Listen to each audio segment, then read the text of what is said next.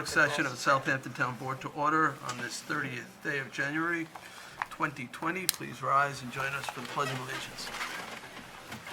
I pledge allegiance to the flag of the United States of America and to the republic for which it stands, one nation, under God, indivisible, with liberty and justice for all. Please be seated. Sunday, would you call the roll? Sorry about that. Supervisor Schneiderman, Here? Councilwoman Lofstad, Here. Councilman Martell, Here. Councilman Bouvier, Here. Councilman Scavone. Present. Had to mix it up a little bit. All right, so our first item for discussion is the town's proposed social media policy. And there is a draft that you should all have in your packet. And who is going to be introducing this? Mr. Zappone, Frank Zappone, Deputy Supervisor. And who else? Paul Pobat is here, Director of Information Management, and Colleen Jones, Graphic Supervisor. Deborah is here. Deborah Keller is here too. And Deborah Keller, first and last. All right. Good morning, Mr. Supervisor, Town Board. Thank you for the opportunity to share this initial draft of the social media policy. The town, as you probably understand, does not have a social media policy at the moment. And I don't need to educate anybody as the pervasiveness of social media as a tool for disseminating information. You have in front of you a chart. It's the longer of the several pages that are attached to. Do they have that already? Colleen? Yeah. We have it. That chart shows you currently the number of town committees, other branches of the government, such as the trustees, the police department, that currently use social media, and they are using them with no essential guidelines from the state, from the town, and no policy to guide them from the town. We have had a couple of instances where comments that were made may not be consistent with town philosophy or town policy through no fault of their own, but we have no mechanism for pointing that out, that this is something you should be more guarded with, especially for those people who volunteer to play the role as to moderate the site associated with their organization.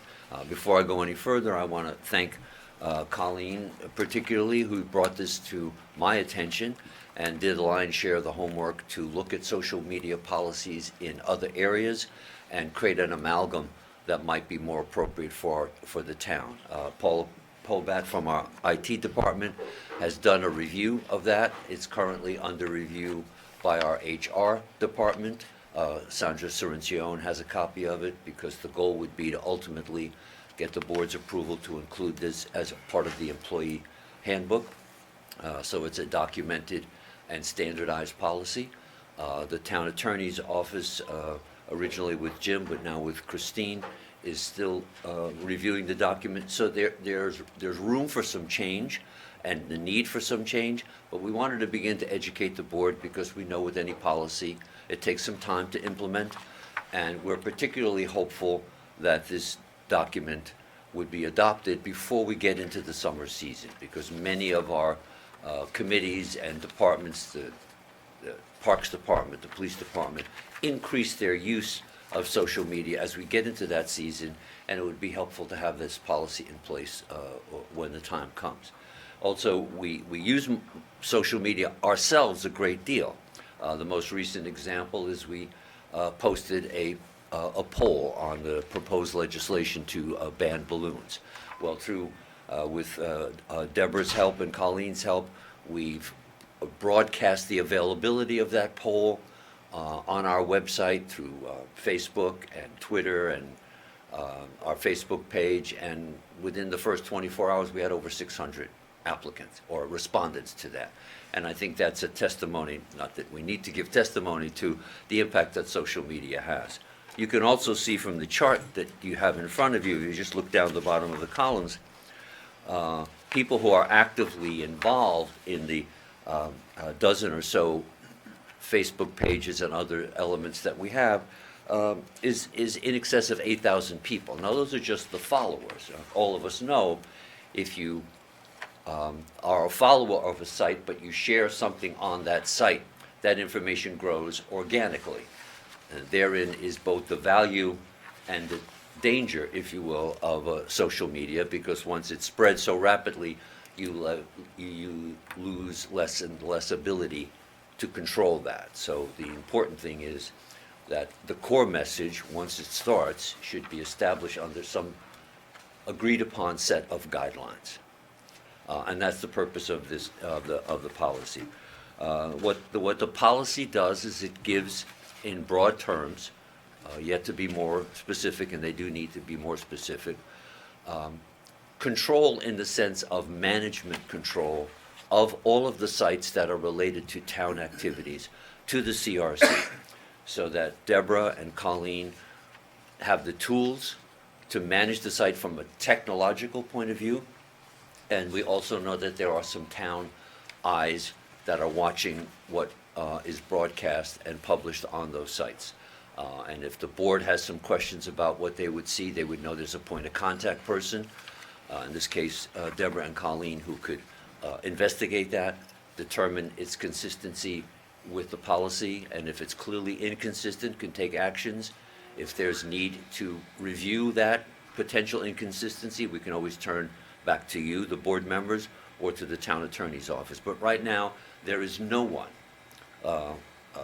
monitoring those sites on a regular basis, and no one really has the authority to control what, let's say, the trustees put out on the website. So we're looking to sort of centralize the opportunity to exercise that control.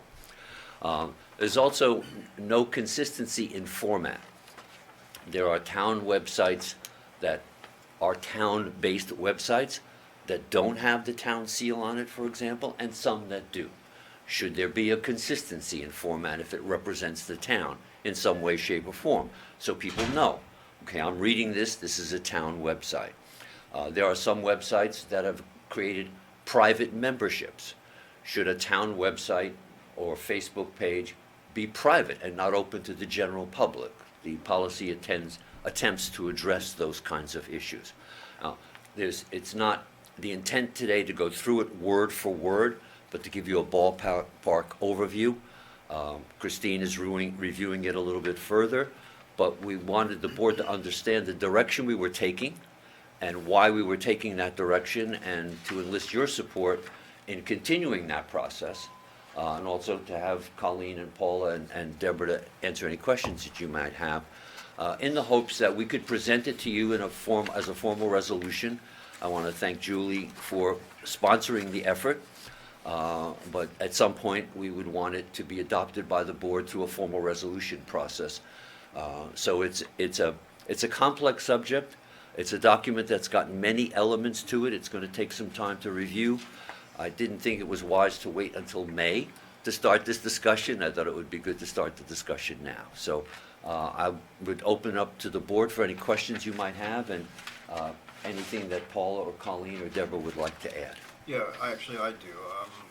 I'd sent you an email in this Yes. regard, but I wanted to bring it up here, that some of the groups that I'm liaison to have big outreach efforts. And that involves sometimes writing to publications. And so we have an informal process where we try to get those reviewed, but sometimes it's a little hit and miss, as I had said, but sometimes they go out ahead because there's no policy in place to require that review of the language, or what jeopardy that the town might be placed in by whatever language might be contained in it, particularly when it's signed Southampton Town, or Antibodies Task Force Southampton Town, or Affirmative Action, whatever committee that might be. And I think that's an important thing. I try to do that informally, but honestly, sometimes something gets missed or someone moves out ahead. I think that's something that should be brought back to the committees that do that and have those outreach programs, that there should be. I think it's a quick review process, particularly of anything that gets published. And I don't know if that is contained in or being proposed possibly in this legislation. It's not, John. It could be. I'm not sure, as I responded to you when you sent me the email, I'm not sure how, and perhaps a better place for that as we look at the resolutions that create various committees. that we include in those resolutions their responsibility for public communications under the purview of that committee. Not that we need an example, but I think what you're referring to, we often see a letter to the editor signed by so-and-so, chairman of the, I'll use my own history to use this example, chairman of the Shinnecock CAC. Well, that connotes a different intent and depth to the commentary, and maybe the person who wrote it is the only one who ever saw it. So I think initially, I would defer to others, but I think initially the best way to do that is when we look at a resolution that creates the anti-bias task force, for example, or the whatever advisory committee, that in there we state as one of the a whereas clauses, whereas as a component of the Southampton town government, your responsibility is, et cetera, and that would be a way to codify it, if you will, a little bit. May not be the best way, but that's the first thought that came to mind. And I was giving that some thought, because quite often things that are published become social media, even though they're written. And they end up on Facebook pages or other social media. And then you have no real control over that unless you have a social media policy in place. But I don't think, I think it needs to be short-stopped at that point before it becomes social media. So that we have, at least we understand that the group has agreed to the language as it is, and it's been vetted through our attorney's office, just to be sure that there's nothing that puts the town in any kind of jeopardy. Well, I think that's a good thought, John. I think the intent of this policy, I don't know if it does it yet, to take a written document intended to be a letter to the editor that's going to find its way on social media. This policy intends to create a filter, not a stopgap, but a filter at least that would have to go through before it made that transition. But that's an important piece, and maybe we need to examine that part of it and see how well it's defined, and once defined, how well it actually works. Thank you, Frank. Frank, if I could just chime in on the records management, retention perspective of this. Paula Bobat and I, for several years, have been wrangling with this. The MU1 schedule that we've adopted from the New York State Archives does not address this social media, because when it was written, social media wasn't something that was necessary to take into consideration for retention purposes.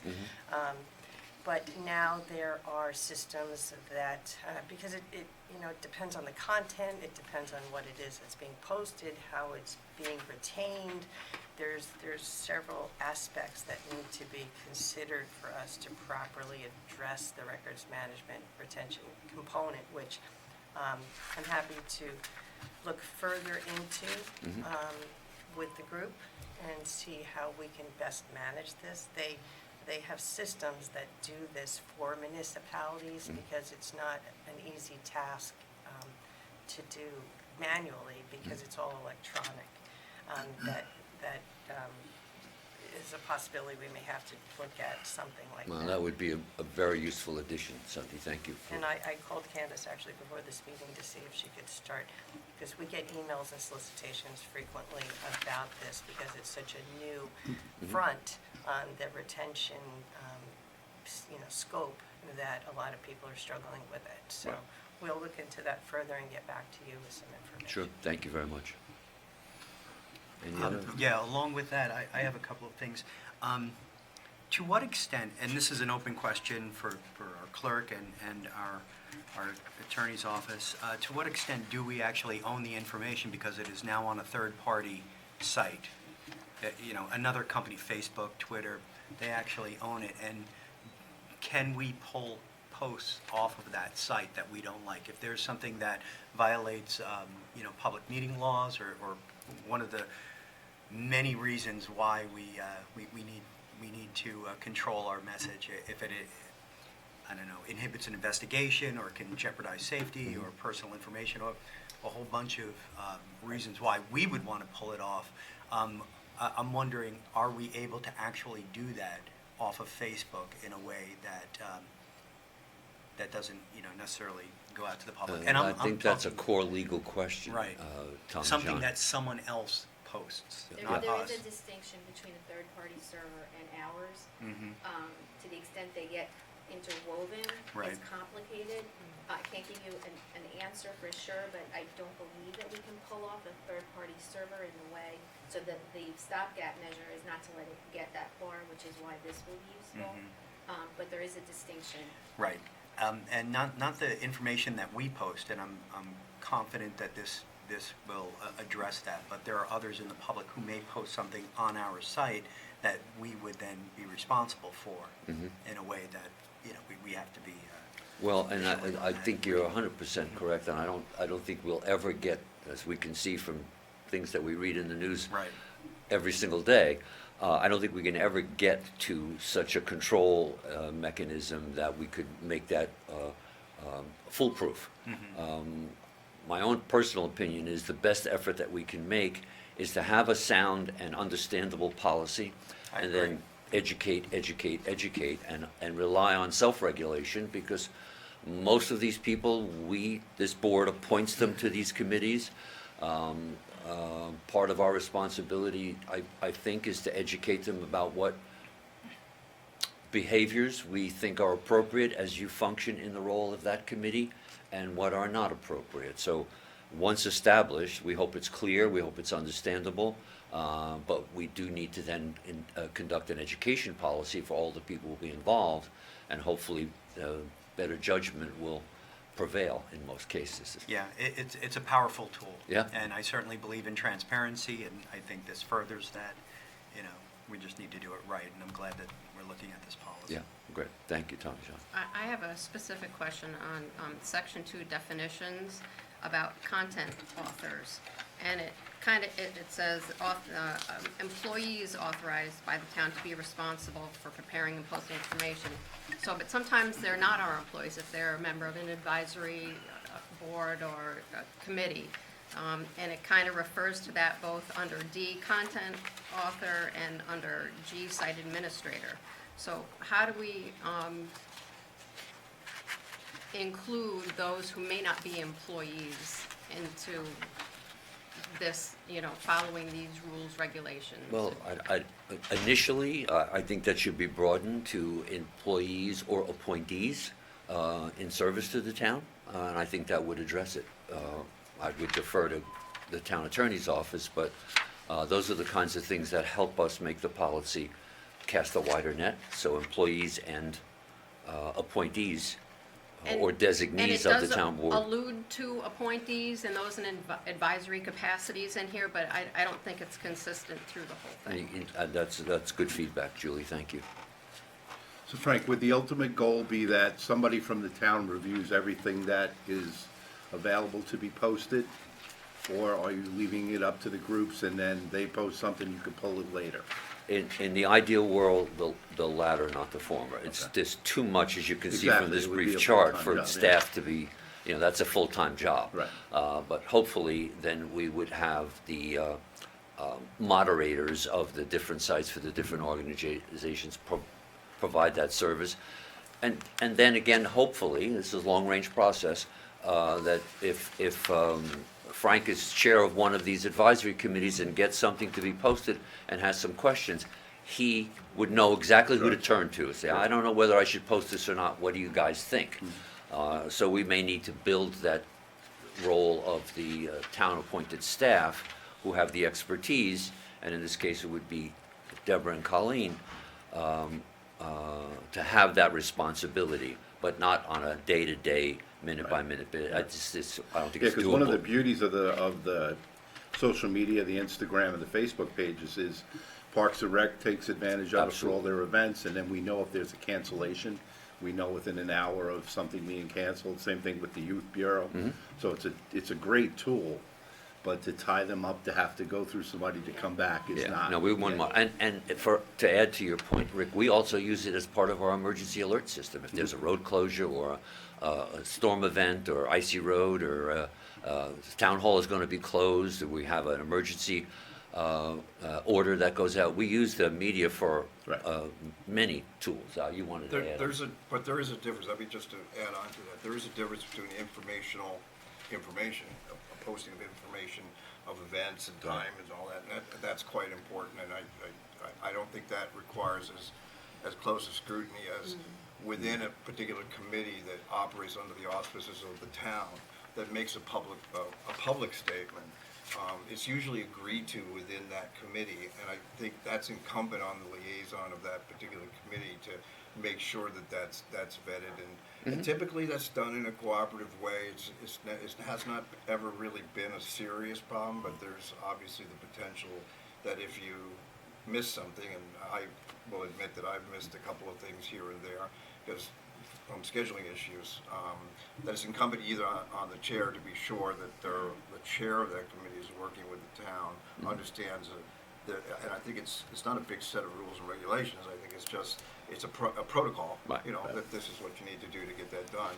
But to conflate that with information, I think would cause a big issue, a big problem. That would be a Yeah. huge burden on. I just want to say, we're not looking to limit any communication at all. We want everyone to, promote the town, but if you're going to be promoting the town, you're representing the town of Southampton. And it's not a personal post, it's not a place to make personal judgments or anything like that. That you can leave on your own Facebook page. This is communicating on the behalf of the town, and we just want to make everybody accountable for that. Well, for instance, we've had Facebook pages that were created on the behalf of a committee. Yeah.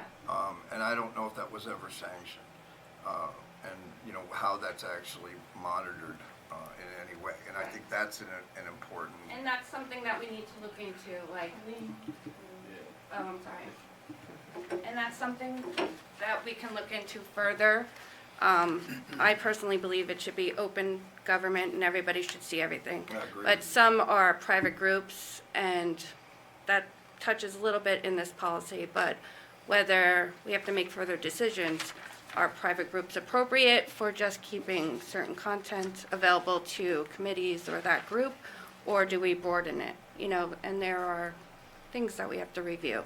And then the other issue is that there are things that invite public comment. And when you're doing surveys and things like that, it seems kind of simple, but when you put something out there, like a group that invites public comment back, that makes you go, oh, you gotta Right. try and find what is a policy that allows for that free speech, but again, balances the government's interest in not having things up there that are going to be, wildly offensive or. Well, I agree, and I don't think we're in the business of censorship, and that's not the intent of this in any No. way. But I think, I believe it's easily solvable by having the process at the root, where it first comes from. Right. That it's vetted in a And the in a initial proper, post transparent way. won't, the initial post is, reviewed by all, and it's not, something just someone's opinion, so it shouldn't be back and forth stuff. Thank you, Colleen. I think in summary, the objective I here have is some to, questions, too. okay. Just then, I'll finish that comment, take your questions you have, Jay. Is to set a high standard of conduct on social media if you're part of the town. And I think no scientific study that I'm aware of has ever been done, but those sites that set high standards usually have a better level of discourse on those sites, and those sites that have lower or virtually no standards, there's a lower level of discourse. And what we're trying to do is raise the level of discourse that's consistent with the values and the function of a town government. But we're up against First Amendment rights. Yeah. right? And that's It's a challenge. that's where it becomes important. All right, a couple things. So first, thank you. I know a lot of towns have adopted social media policies, so we're sort of behind on this issue. Finally trying to get a policy in place, and I'm sure that you looked at those other policies, and ours is largely what you're proposing is in conformance. First on the list, and I guess these are groups with Facebook pages or Instagram, but I thought there was a CAC that had their own web page. I was actually a little bit concerned about that. Maybe it was the Bridgehampton CAC, but just something that we ought to be aware of, whether CACs are going to put up Facebook pages and things like that, because they are, quasi-governmental. We're selecting them to represent us and advise us, but we should just see which have Facebook pages and which don't. And I think SHAC, the Arts and Cultural Committee, they were doing an online calendar. It's not exactly social media, but it allows people to post it in. And I noticed one of the things in the social media policy is you're not allowed to promote an organization. However, people are posting at events and fundraisers for various causes, which I don't really think is a problem on a community calendar. The Southampton Press has an excellent calendar.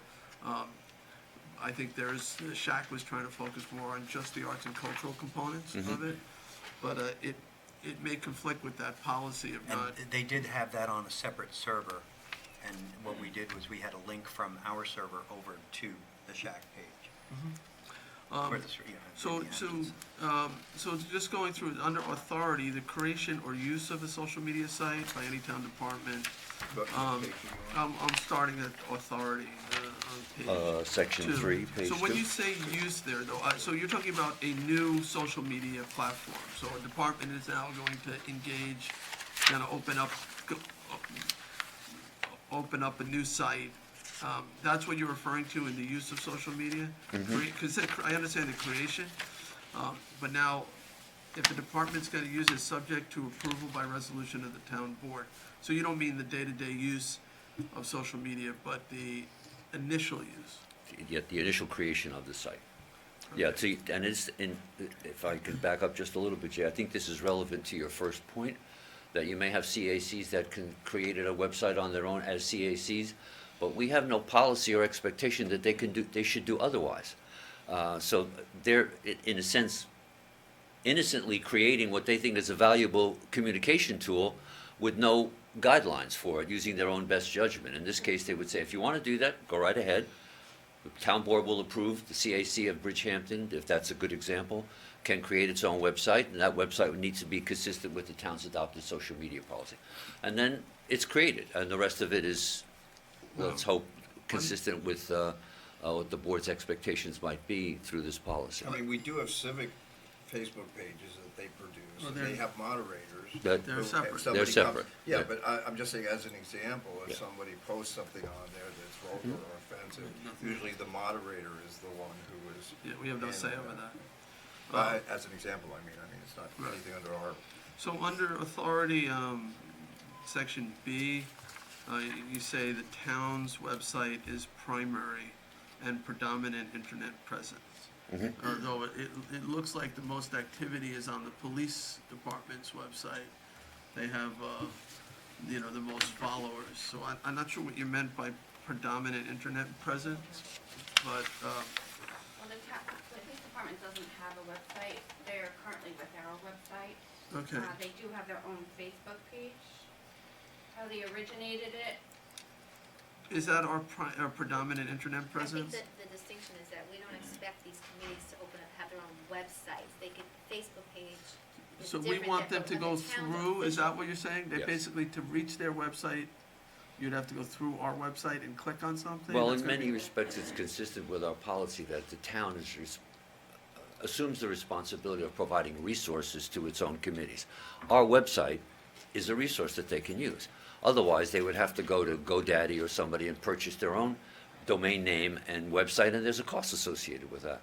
So we're encouraging them now to use the town's website. We have that And tool. we want them to link back to it. right? Correct, and I'm not sure if this is one of the questions you'll raise. We think that website should have some affirmation that this is a town sponsored or town approved, a town established website, some disclaimer like you might have in other arenas, or make sure that the town's logo is there, which would indicate to people that it's appropriately authorized by the town.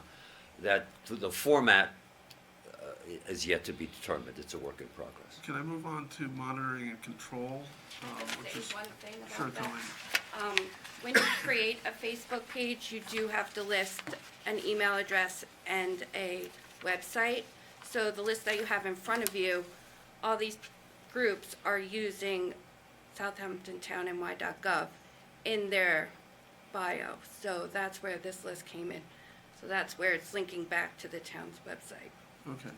And it's all shareable, right? So, Well, so if someone was to look on the about of these groups, they're going to see our URLs within that. So then that makes us accountable Sense of control. for what they're posting. Thanks, Tom. So to monitoring and control on page 3, under B, it says the town board has the authority to remove any information at any time from any town of Southampton social media site. So, I mean, typically, the town board, we act by resolution. And there should be an individual, like the town attorney or I don't have a problem with the town board, but somebody else ought to be able to remove content that they deem to be offensive Right. or libelous or, contrary to the interests of the town. Right. Would that be the town attorney's office or the CRC or On page 2E, it states that. Moderator, on page 2E? under the definition of moderator. No. It says shall recommend to the town board for people, No, the paragraph E under Roman numeral 3, Jay. It says the town's CRC, in consultation with the office of the town attorney, shall recommend to the town board for approval of social media tools that may be suitable for use in town departments, affiliated committees, commissions, and authorities. In the paragraph that you're referencing, we might add the same language, in consultation with the town attorney's office. I don't think this is unless the board chooses to do that. But what Deborah's saying is that in 2E, Under it says two? employees authorized by a town department head or Yeah. town board liaison to be responsible for reviewing, responding, and removing information posted on a town and town. Well, and that's what I I was want to give talking, somebody else the authority to remove in the policy, and it doesn't, we're not seeing it other than the town board. Noted, and we'll definitely. Fix look that? at Okay. Yeah, we'll look at that. and we see. do We have that, to be able to take it off of third we party do that sources. informally.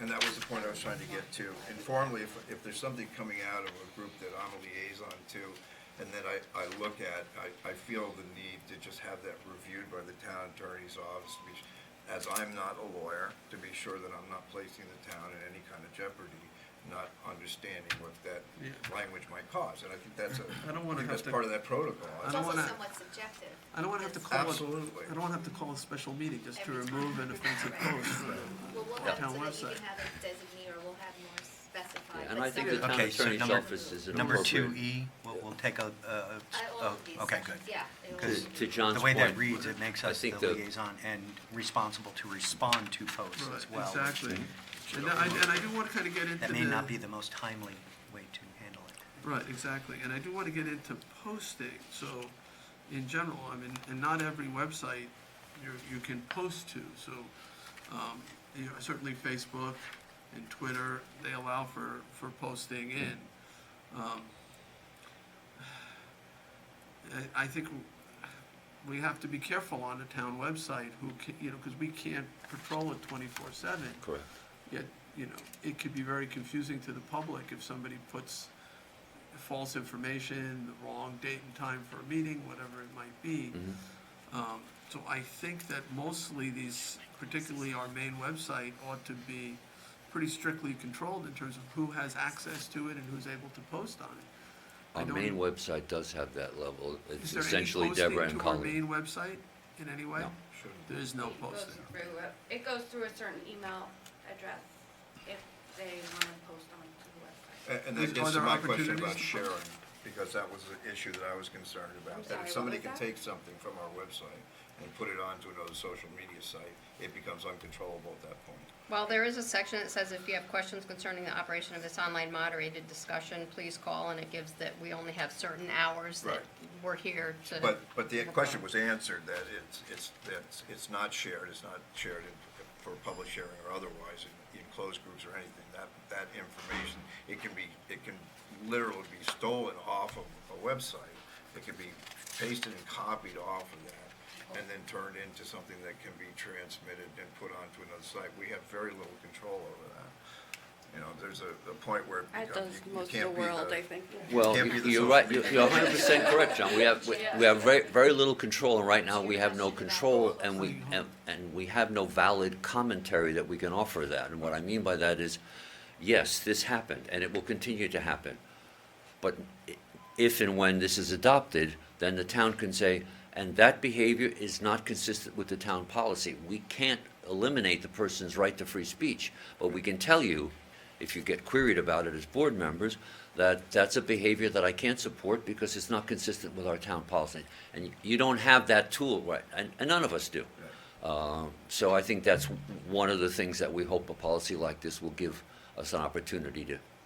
Yeah, because I personally don't want to be in a position where I am interfering with someone's right of freedom of expression. Sure. Can I chime in here? I Yes, just you may. think there needs to be a distinction of what we're talking about as being taken off of our website, because if we post things, that's public information. And then anyone can take that and put it That's my wherever point. it goes. Exactly. Yeah. Because we've posted, whether it's a study or it's a notice about something that's taking place, that it happens all the Sure. time, and they do it for informational Mhm. purposes, but it's something that this town board or another department has officially put out to the public. So at that point, that is public domain, Mm-hmm. and they can come FOIL for it, they can access it, and then they can take it and copy it and do whatever it is they choose, because it's public information. Right. My understanding that this was more focused on, and it may be focused on several things, because we don't have any policies, and I've seen posts on a couple of rogue pages from advisory committees here that were maligning individuals, and we all gasped when we read them and went, wow, we need to do something, and I see now you're taking an action, and I think it's absolutely necessary, but that's a different thing than posting information on our website that's glommed, because it happens all the time. No, and Okay, I just I'm wanna make the totally in total distinction agreement that- with you, because that's what I'm worried about, You know, like that the there's park- a yeah. misunderstanding of what is public and what is not. Right, and the Parks Department and all of those notices, that's more of a constant contact type of dissemination of information, of programming that we've It's been not an doing for editorial. quite a long time. So that's a different category also, and I just wanted to make that Well, distinction. and I thank you for that, Sonny. Just also to be clear, and not only for the board members, but for the public, in all of these cases, the instances of behavior that might be considered in violation of this policy as we're writing it are very, very few and far between. So most of the players are playing nice in the sandbox for all intents and purposes. So we're not saying that there's a huge problem here and we need to respond to it. What there is a void that, and some of the people who monitor these sites and create them are looking for some guidance. So we're in a sense encouraging the use of this media and setting some standards that the users of them are looking to have for the most part. The instances, like the reference that Sunday made, is very, very minimal, but shouldn't happen at all. We would all agree, but that's not going to be ever not the possible. norm. It's not going to be Yeah, possible. absolutely. I'd like to add in Section 5 I'm still on under the floor, but letter B, information that is precluded from public meetings. Where are you, That's, Tommy John? Section 5. Yeah. Under the list of reasons why we would pull a post. I'm getting If to it, that section. if it violates public meetings law. In other words, something that has to do with, I kind of alluded to this earlier, something that has to do with an investigation or contract negotiations, or one of the 8 reasons why municipal governments should go into executive session. confidential type of Right. information.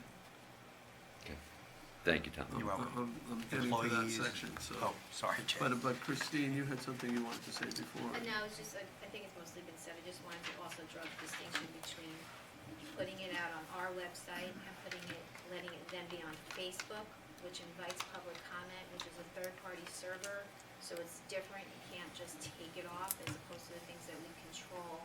And the link back may or may not give us more of an ability to do that. There's just a. All right, so I want to get to this section that Tommy John just discussed, this list of where we're reserving the right to delete submissions in terms of what it should and should not contain. And I think Tommy John raises a good point about confidential information or things that could jeopardize the town's standing or in an investigation. I would say really anything that contains false and misleading information, we ought to be able to delete if we feel like it's misleading the public about a topic.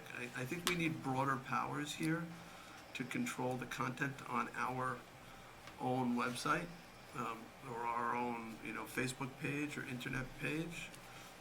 Everybody out there who has a page can do that. Mhm. If they don't like what you commented, they just wipe it out, Mhm. make it go away. I feel like we should reserve the right, if we, we feel it's contrary to the town's interests, to be able to remove it. Then under, and I mentioned this earlier, promoting particular services Mhm. or organizations. So, let's say our sustainability committee posts something about, the Tri-Energy program, get your free home energy audit. Mhm. That would be prohibited under this policy. I don't think it ought to be, because it's promoting a particular service, a home energy audit. So I just think we need to think through that one. That is sponsored by the town. That's fine, What- and they're usually contracted Then- to do a then certain it- amount. Then it should say that. But you can't promote an organization, so if, Drawdown posts that they're gonna be having an event or a lecture or a movie that they're showing, or ECI, is having an event, they cannot post promoting that, even though it's a not-for-profit. Well, I but- just think we need some thought. Some clarity, yeah, Some yeah, no, clarity, that's why we're having this discussion, it's all good feedback, the things we know. wanna tweak and, If you want to learn more about this topic, come to our film and discussion group happening, Mhm. But I typically do that. If there's something that comes to me that's of public information I think is of interest or should be of interest to the constituency, I'll send it to you guys. And, it's your, I feel, if as long as it meets town policy, let's say it's an educational seminar. I think I sent something today about the H-2B visa. That's an important issue to our businesses here locally. And I think it falls under the auspices of the town. If there's something contained in that violates any of these principles, then I would want to know about it. But hopefully somebody's going to give you something that they're going to read first and has already tried to vet it legally. well, and to the So I point. just think there's some clarification on that one, I think- so that people can post that. And I think, the last one sort of is your catch-all, contain any content deemed inappropriate by an authorized town official, which I assume would be any town board member or, and so, let me get to C then, in terms of people who violate the policy. It says may be banned from future commenting, be blocked from the socials site where the violation occurred, be subject to disciplinary action. So, this is, to me, is a confusing section. A, who decides? Who decides if somebody is going to lose their right to comment on a town's website? Mhm. That's a big deal, right? And then, is there any due process? Disciplinary action? What does that mean?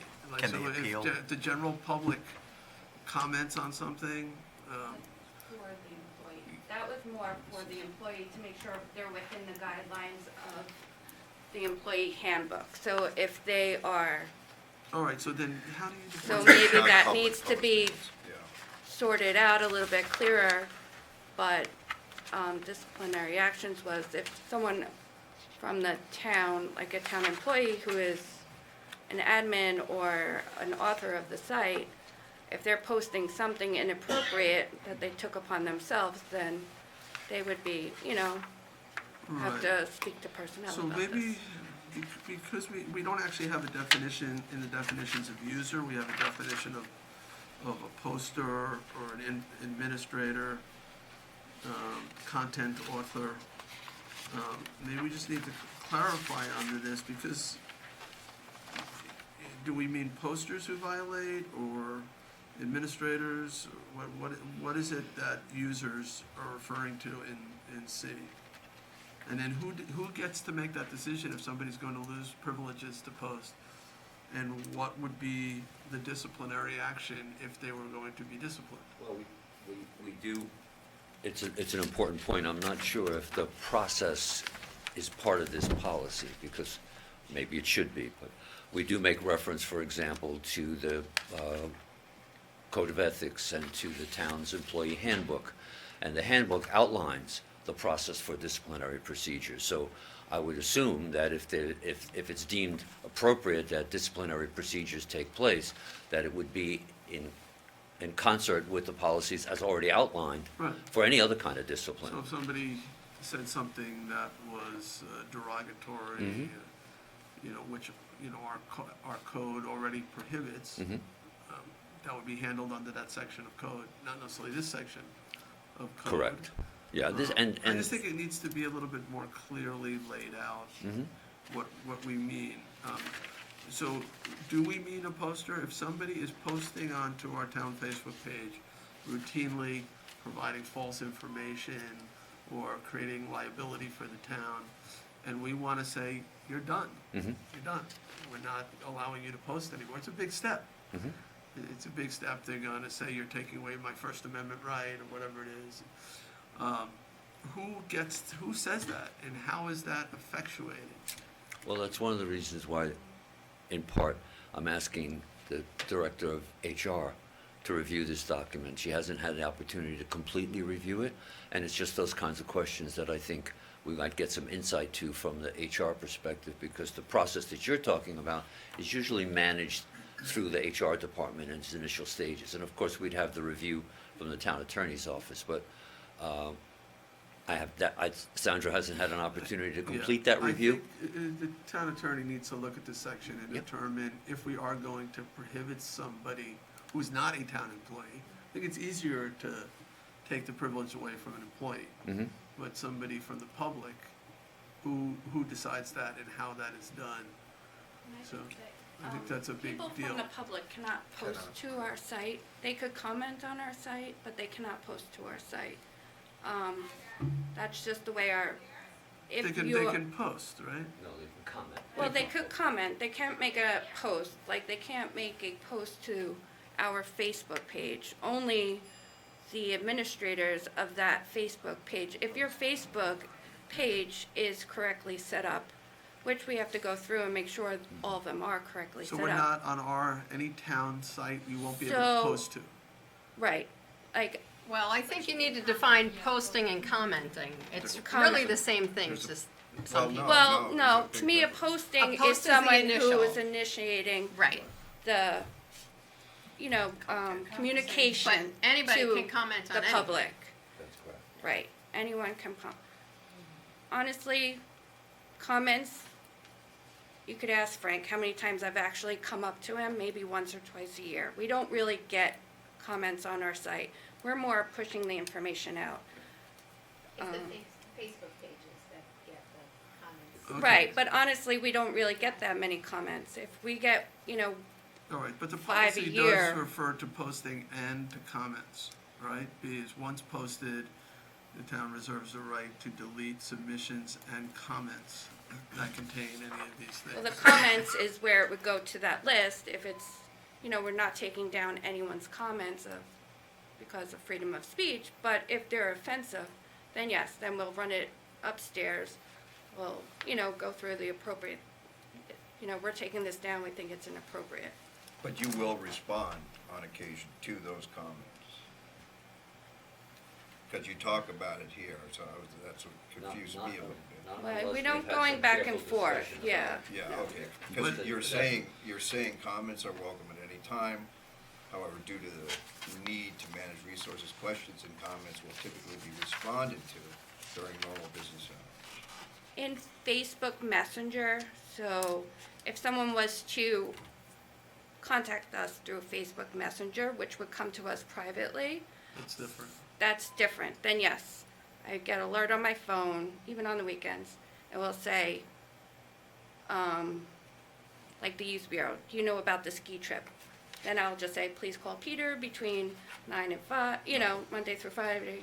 Yeah, and that's And what I then thought give it that was. It doesn't information. actually read Right. that way, so I think Well, that needs. Yeah, so we do And- need to clean up some And of to the Councilman language. Bouvier's point on, again, to Section 2, Letter E, it said Town Board's liaison is responsible for reviewing and responding to or removing information, which we're going to look at that one and probably Mm-hmm. redo it because it does kind of allude to Facebook pages and Right. Twitter.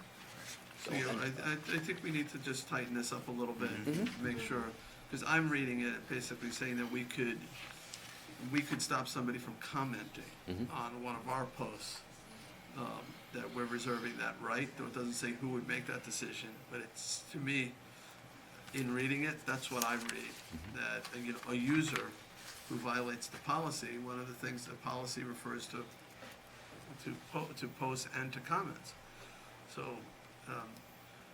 if we are going to restrict the public's ability, or individuals within the public, from the same rights as everybody else, we have to be very, I think, Absolutely. careful. Yeah, in terms and of the how intent that's here, done. this is exactly what we had hoped would be the kind of discussion we'd have, because ultimately, this is a town board policy.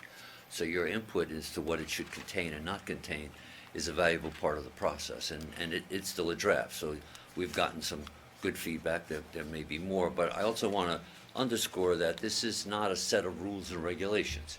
It's really best practices, you know, and that's perhaps a better way to look at it, because you can't create black and white situations in this environment of social media. What you can do is set a standard, what you believe are best practices, and then encourage people to adhere to those best practices. And I think that's our intent here. And how do we go about the last part? Educating people so that they're well aware of best practices and defer to them more often than not. That's another step in the process that we have to And I work think in the out. context of committees and advisory boards, having, when a chair changes, and I typically, the way I work with the boards that I liaison to is I typically have that discussion with the chair, and we set an informal policy. So I really welcome having a formalized policy that can then be transferred to an incoming chair when the chairmanship changes in that particular Good, committee. thank you. Can I, Frank, can I ask you a social media related question in terms of policies? I've worked at different levels of government. You know, at the county, I don't think we had any access to Facebook, personal Facebook. Like if you went on your computer and tried to go to Facebook, you couldn't get there. I think the town too has blocked Facebook Yeah. as well. So is that? I can't use Facebook from my desktop here in town. Right. Is Yeah, that what you that's, mean? Yeah, so that's Facebook correct. is not the only social media site. There's lots of social media sites. Mhm. Those things change all the time. And maybe this is more a question for Paula, but how do we decide which social media sites? Because to me, a town employee should be working, but maybe during their lunch break, they want to check email and check Facebook and things like that. Well, correct me if so I'm how do- mistaken, Paula, On but their they own can do that devices. now on your own device through the public network that's available in the building. But not through the towns. Not through the town server. Vulnerability, mostly from the IT perspective, to visit those sites on Hey, Paul, could you, I'm just sorry, Yeah, the It's- virus that you pick up and Yeah. bring back. Yeah, so for IT, to visit those sites on your town computer makes us vulnerable. You know, they could be loaded with malware, all of those things. Your personal email, you could go to your personal email account, download a document, and infect the whole town's network. So we Right. block it for that purpose. so people can't go to the personal email either on the town website? Correct. Okay. Correct. And yeah, in my company, that's what we do on our server. We completely block that exactly for that reason. Yep. Because the cost associated with cybersecurity is huge. Huge. And that takes out a big chunk of that cost. Yeah, it's a challenge. So are you every day. constantly sort of keeping track of where people, you know, what outlets people are using to know which new site to block? No, the software we use to do that, it's categorized. So social media is a category. So say there's a brand new one, ABC social media, they'll categorize it for us for social media, and as a town, we block that category completely. So Okay. you'll never be able to get there, Okay, regardless of whether it's new or, okay, so email and right. So like opt online texting, email to go to. WhatsApp, and things like that. Right, those to are go to all- that portal, that's all blocked, personal email, Okay, so we block all of that. And other websites too. Oh, yeah. The Yeah. state YMCA site is blocked. Yeah, there's some, it's not a perfect science, so sometimes Yeah, it does we- block good I understand. sites. So, and we try to work with those to get them incorporated into things that are allowed. And some of that rests under the FOIA legislation as well, right? If you have access to personal email accounts, that Yes. becomes foilable, and everything on it becomes foilable. Yes, And whatever that's connected to becomes, Yes. it becomes very problematic. It is. So we always ask town business is done on your town email, personal business on your personal Yeah. email. So would it be proper, maybe it's more for Frank, in a social media policy to also, specifically say, that town employees may not engage, use social media for personal purposes on town computers or during town time, work time? Because, It's in our tech policy, and like I said, from the IT perspective, we block it to protect the town's network. I think it's a human resources or department head decision, what they, to tell their employees, you're not allowed to do that on town time. An Okay. example would be the shopping category. We so do like even if allow they're doing it that. on their own phone, but the city, they're supposed to be Well, doing right. government work. But we do allow, And for they're example, online like shopping. shopping for, facilities needs to buy stuff from the Home Depot's Sure. website. But that, that also includes the category Target.com or something where an employee could sit there and shop. So that would be up to the individual department head or human resources maybe to say, you can't do that. We can't block particular websites. Like I said, it's a category of sites we block. So that's. So I would be take more it we re- don't block Amazon. No, we don't. The town uses Amazon. town It's uses an Amazon. approved vendor, actually. And, That's state and contract. the IT department every 2 or 3 years takes on the effort with regard to the user policy that Paula was talking about, trains every employee in town. So it's not just a piece of paper that you hand and sign and nobody pays attention to. They go through a training program on a fairly regular basis, I would say. Annually. So it's even more often than I thought. So that, again, can that guarantee that people will behave in accordance with it? Can't, but at least you have the policy there, you have the training there, and if you have to have a conversation with a town employee, they can't plead, I didn't know this was the case. And then I think afterwards they have to sign off on the policy, each employee does, that they attended the training? You get a certificate. We have a dashboard that lets us know who completed the training and who did not. All right, so Frank, just to finish up on this discussion, first of all, good job, I think, to Colleen and Deborah and to you of putting this together. I think it's an excellent start. I think you're 95% of the way there. Some tweaks based on today's conversation, and then we'll get an updated version. Yep. The town attorneys are going to review it. Who else? IT, Paula, you're reviewing it too, so. Yeah, and HR has it right now as HR, well. And so you'll update us. I don't think we need to have a follow-up work session. I just think we need to have a resolution to adopt the policy Okay. would be the next step. And if people, once they have that and have any questions, they can bring it up when we discuss the bill. Right, or so prior. hopefully we can have that revised edition to you by the end of the coming month, February, and we can adopt it early in March. That would be good timing to start getting people aware of it and get on board before we get into the season where all of these tools get used much more heavily. So that's perfect. Thank you. And I'm sure there'll be comments to that draft, so, take that into consideration. Colleen, on the poll, and I think this is a great idea to be able to put stuff on the poll, and it's great that people want to comment, and I know you can't comment more than once from one device, right? So you get locked out by IP address, right? You can't vote more than once, Right, you yes. can't vote You're- more than once. So what was the question we asked on the helium balloons? Don't have. Are it they in a front of me. danger to the Do you, environment? do you believe these balloons released into the environment is a danger to the environment, yes or no? Do you believe that the town should pass legislation prohibiting the use of these The sale of the lighter balloons? than air filled balloons, yes or no? Just two questions. Two And I think the questions. last poll we had 7 or 8, we're up to about 700 or 800 Yeah. responses. We had another boost last night. I can send you a copy. I think I did You send you actually earlier. did. That was from earlier in the week. I haven't seen it, so how's it running? The first question is overwhelmingly yes, we believe, by I don't know, say an 80-20 split. The second question, the support for legislation is about a 60-40 split, roughly. 60 in favor of legislation, 40% not supporting legislation. It's interesting that many more people believe that it's dangerous, but many fewer people believe that you should pass legislation, although it's still favorable. So I think they're good questions. They sort out the, It's not that surprising. I It's mean, not if you ask surprising. people if you think cigarette No, but smoking is dangerous, I will tell you, every they'll time, say this yes. is, Should as we you know, ban Jay, cigarettes? They'll say no. this is the, I don't Let know, people fourth or choice. fifth time that we've done such a poll for various things. The response from the community in terms of the numbers of people who respond is very good. We average well over 1,000 in all of the surveys that we've done so far.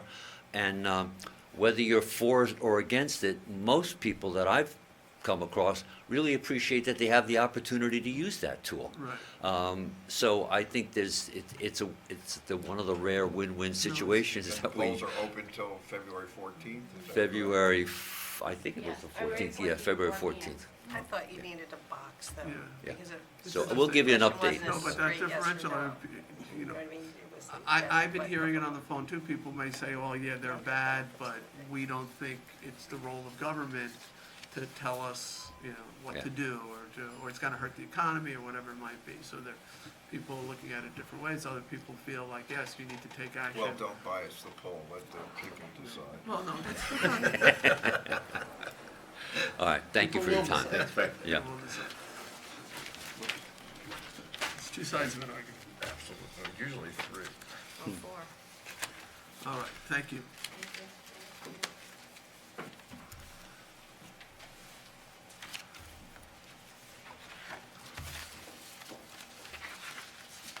All right, so back to our agenda. We'll do some updates. Let's see, so next Wednesday, February 5th, at 7 PM at the Hampton Bays Community Center, we will be putting on our hats as Water District Commissioners, and we will be hosting a meeting on the 10-year capital, the draft 10-year capital improvement plan for the Hampton Bays Water District. Sorry? That's okay. So, I think this is a really important meeting for people to come to. This is really for the first time we've had such a document that guides us over a 10-year period in terms of what the needs of the water district are. This has been a subject of, I think, healthy debate over the last few years when, first we had some issues with pressure or water discoloration, and, we soon learned that, there was too much iron at one field, it needed to be filtered out, that some of our tanks were, all three of our tanks had issues and needed to be resurfaced, and there were places that additional water mains and booster pumps were needed. We hired DeVerk and Bartolucci to look at the entire infrastructure,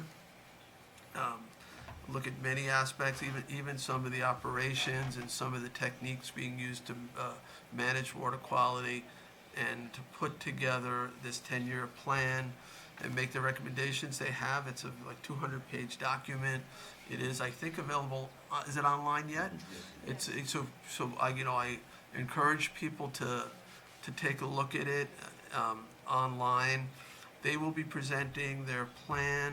Our controller will be taking their projected borrowing expenses and operational costs and converting it into rates so that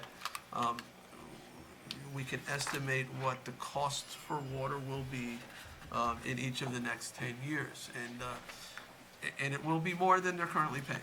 We're going to have to cover the debt service. I know the conversation will come up since Suffolk County Water Authority had offered, whether they're interested or not anymore, I don't know, but they had at one point in the past said they would take on the management of the district and take over the capital cost and spread it through their entire customer base, but also burdening Hampton Bays with the capital costs of the rest of Suffolk County in a shared way.